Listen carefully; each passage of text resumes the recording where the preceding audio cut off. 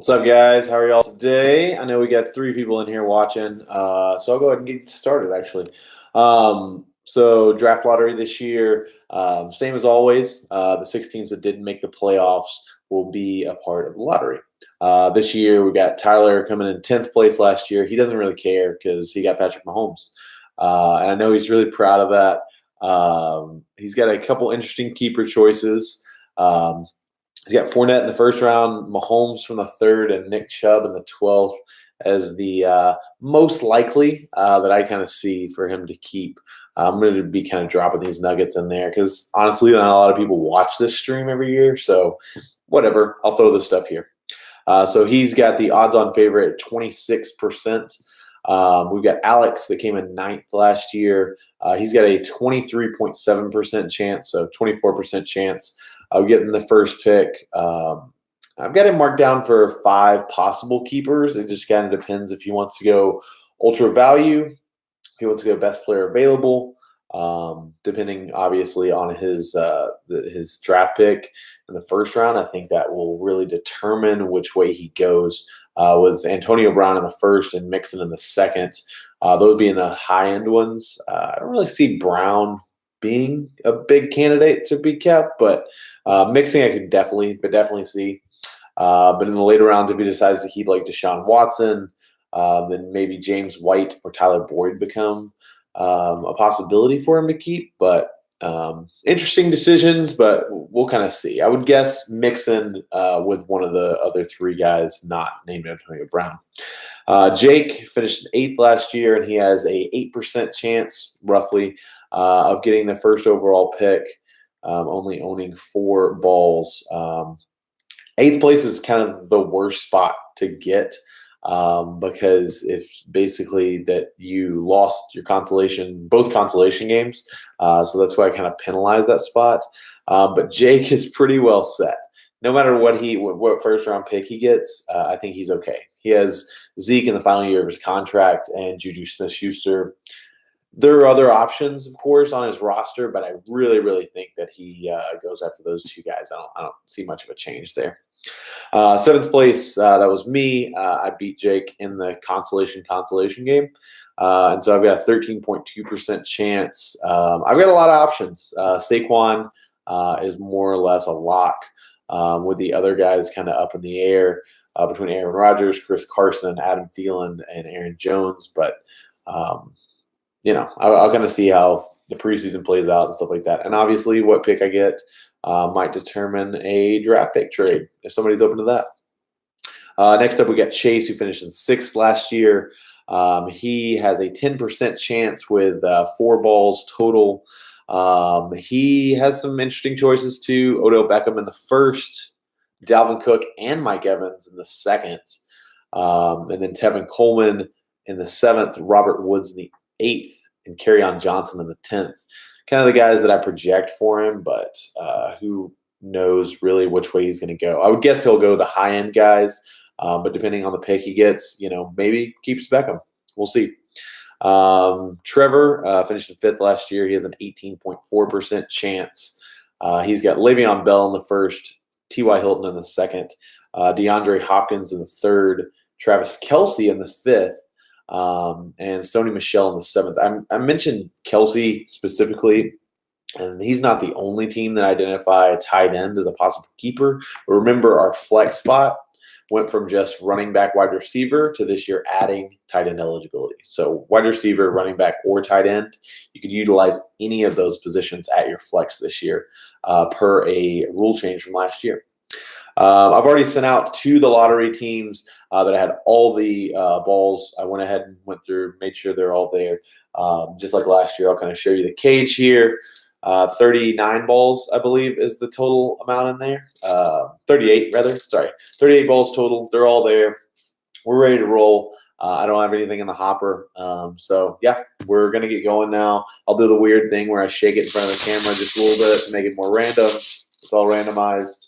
So let's get rolling. All right, first ball down. I see an 18 on it. So it's I-18. I-18. And that will be Alex. Alex, who finished in 9th place, will have the first overall pick. All right, next up, here we go. Sorry, I'm also filling out the draft board, so I'll have a draft board, blank one ready for everyone. I'll send that out as soon as I get done here. So I'm kind of multitasking with 4 different windows open right now.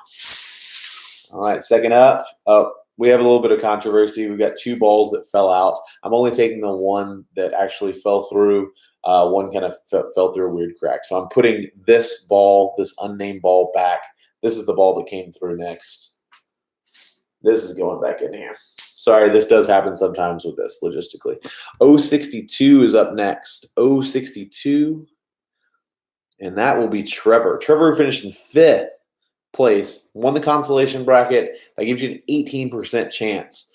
Tyler, I'm really sorry what's happening right now, but winning that consolation bracket does help out. If not ever so slightly, it helps you out. So Trevor, you're going to be up 2nd next year, or this year rather. All right, so 3rd pick. I'm closing the hopper back. That ball went back in. All right, we got another one coming through here. We have got N33.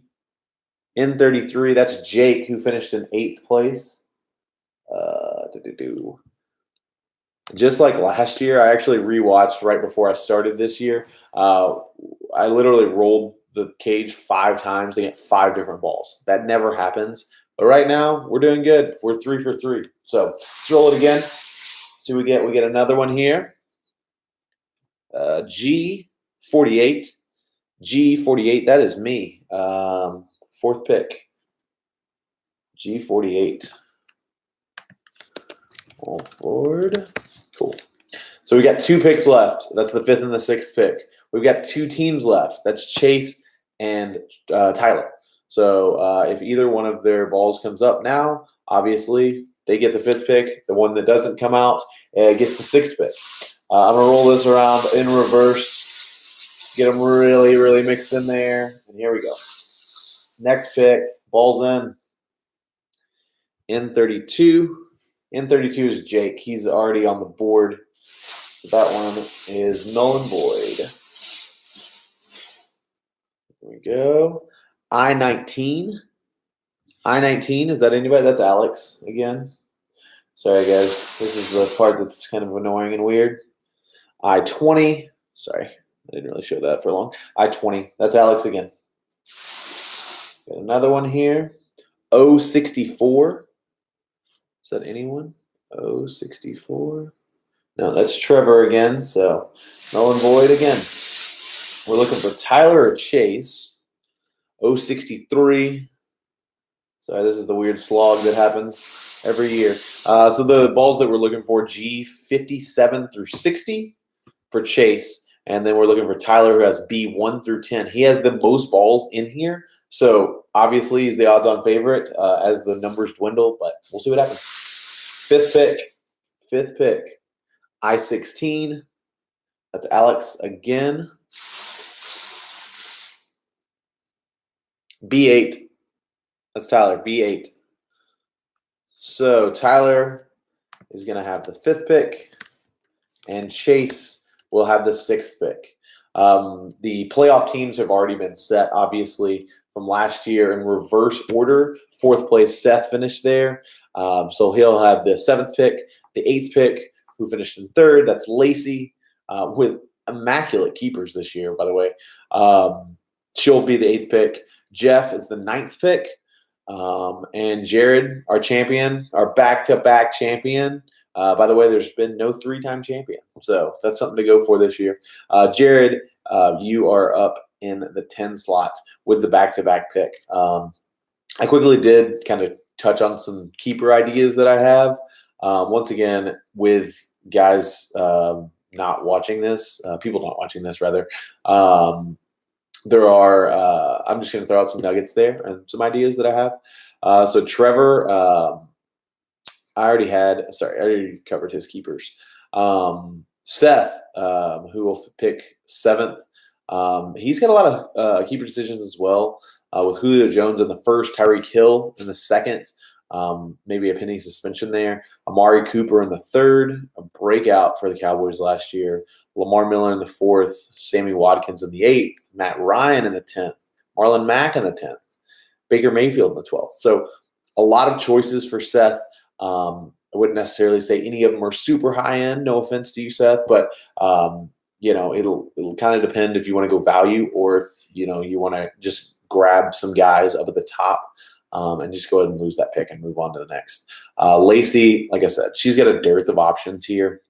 I pared it down to actually 4 options with Christian McCaffrey in the first.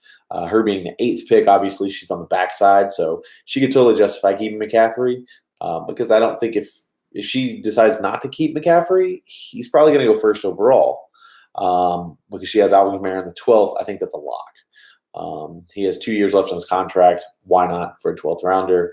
But also James Conner in the 12th. Amazing free agent pickup last year for Lacey. So she could have 2 12th rounders, so a 12th and a 16th that she loses rather than losing her first for McCaffrey. But that's kind of up in the air. And then just for the fun of it, Damian Williams, also a free agent pickup as a 12th rounder. So who knows what she does there. Got Newman. Some good options. I have him identified as 6 options, with Michael Thomas in the first, Drew Brees in the 4th. Last year, Melvin Gordon in the 6th, which obviously with the trade requests and everything going on there, who knows really if he'll keep him. Chris Godwin in the 12th, Tyler Lockett in the 12th, and Zach Ertz in the 14th once again with that added flex with a tight end in there. Maybe Jeff ends up keeping Ertz in the 12th, or in the 14th rather, with that second year of his contract. Jared, our champion, back-to-back champion. Again, I'll just keep saying it because he likes it. He's got Devontae Adams in the second with that back-to-back pick, so 10th and 11th picks. Maybe he says that that's worth it. I think Devontae Adams goes in the first 5 picks, I guess, without knowing what keepers are in right now. He probably goes in the top 5, so maybe that's worth it.